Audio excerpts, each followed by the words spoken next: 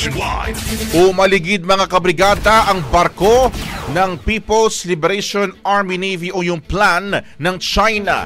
Ito po tinatawag na Jiangkai-class frigate na may bow number na 551 at Jiangdao corvette na may bow number naman na 646. Yan po yung sa mga sa bahagi huyan sa baybayin ng Zambales.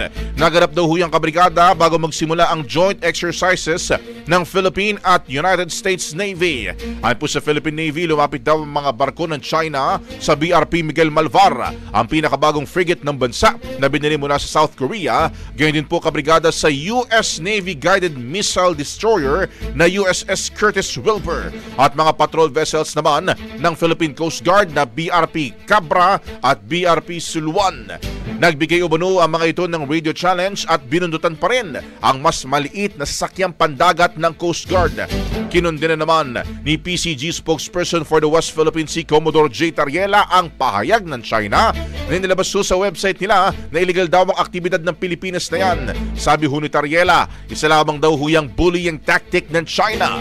Sa uli, mananatili daw ang kanilang pagdedepensa sa soberanya ng ating bansa. Rapido. Ang bahaging ito ay hatid sa atin ng Power Cell Soya Coffee. Masarap araw-arawin.